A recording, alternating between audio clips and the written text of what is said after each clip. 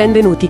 Oggi facciamo un deep dive su come una regione, il Friuli Venezia Giulia, stia prendendo una strada tutta sua per l'energia rinnovabile, quasi una via autonoma, potremmo dire. Si discosta, e anche parecchio, dal sistema nazionale, quello che chiamano reddito energetico. La nostra missione qui è mettere in luce proprio questi incentivi FVG. Per chi sono, cosa finanziano e come si ottengono. Ci basiamo sulle info, ovviamente. Esattamente.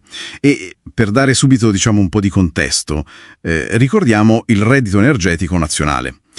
Quello è gestito dal GSE, molto mirato, famiglie con ISEE basso, insomma sotto i 15.000 euro, oppure 30.000 se ci sono almeno 4 figli. E poi gran parte dei fondi, l'80%, va al sud.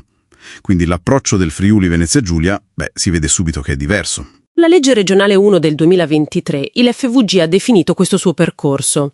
Chi è che rientra in questa cornice regionale? Chi sono i beneficiari? Ecco, questo è forse l'aspetto più interessante. La platea in FVG è decisamente ampia. Non parliamo solo delle fasce ISEE più basse come a livello nazionale. No, qui possono accedere le persone fisiche residenti in regione e, attenzione, senza specifici limiti ISEE per questo bando principale, quello su fotovoltaico e accumulo.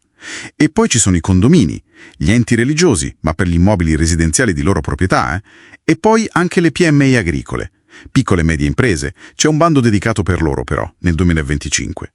Quindi decisamente più ampio, molto interessante. Questa apertura fa pensare, no?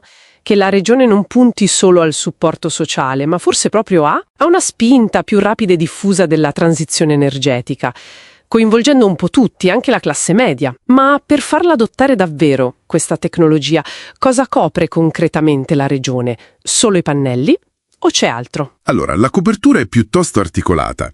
Certo, si incentiva l'installazione di nuovi impianti fotovoltaici, quello sì, ma un punto direi qualificante è il forte sostegno per i sistemi di accumulo, le batterie insomma, sia per impianti nuovi sia per quelli che già ci sono. E sono inclusi anche gli impianti solari termici, quelli per l'acqua calda. E, cosa importante, coprono anche i costi accessori, tipo progettazione, pratiche varie e la connessione alla rete. L'accumulo, ecco, questo è un punto cruciale. Permette di usare l'energia solare quando serve davvero, anche di sera, massimizza l'autoconsumo. E a livello di soldi, come si traducono questi incentivi? Che tipo di aiuto è? Sono contributi a fondo perduto, quindi soldi che arrivano e non devono essere restituiti. Gli importi massimi sono specifici.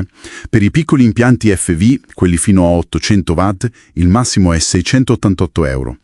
Per quelli un po' più grandi, tra 800 watt e 6 kW, si arriva fino a 1.200 euro per kilowatt, con un tetto massimo di 7.200 euro. Salendo ancora, tra 6 kW e 20 kW sono 920 euro a kilowatt, fino a un massimo di 18.400 euro. E per le batterie, l'accumulo? Fino a 452 euro per kilowattora di capacità. Qui il tetto è 9.040 euro. Sono cifre importanti che possono davvero fare la differenza per una famiglia o un condominio, ma forse il punto decisivo è un altro, la possibilità di sommare questi aiuti regionali ad altri incentivi. È così? Si può fare, proprio così. Ed è un vantaggio non da poco. I contributi regionali dell'FVG sono cumulabili con le detrazioni fiscali nazionali, in particolare con l'ecobonus al 50%, che si applica, attenzione, sulla spesa che rimane dopo aver ricevuto il contributo regionale. L'unica vera esclusione è il superbonus 110%. Quello non è cumulabile. Ma combinando l'aiuto regionale e la detrazione nazionale, si può arrivare a coprire una fetta molto consistente dell'investimento, potenzialmente anche il 90%. Un potenziale enorme, quindi.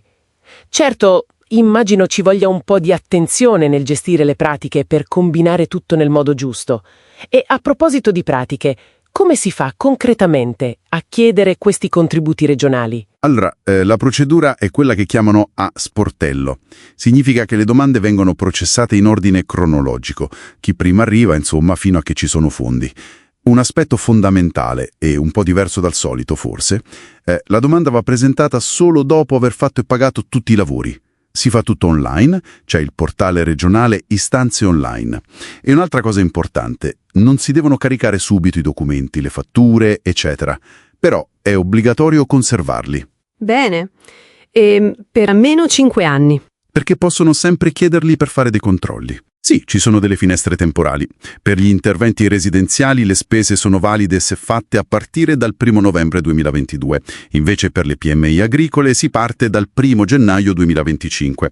E poi un altro segnale di flessibilità.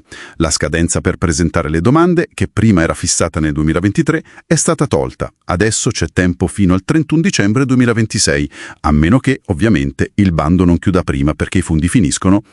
Quindi, ecco, tirando un po' le somme, il Friuli Venezia Giulia ha messo in piedi un sistema di incentivi per le rinnovabili che è suo, robusto, diverso da quello nazionale.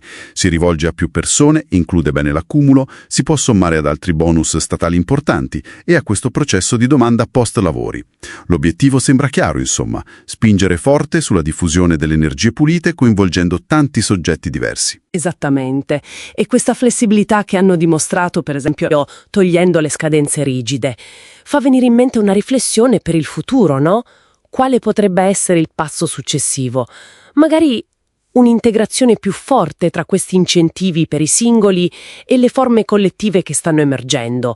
Penso alle comunità energetiche rinnovabili, le CERE, specialmente magari nei piccoli comuni. Potrebbe creare un ecosistema energetico regionale ancora più connesso, partecipato. Chissà, è un pensiero su cui riflettere. E con questo spunto direi che possiamo chiudere il nostro deep dive di oggi.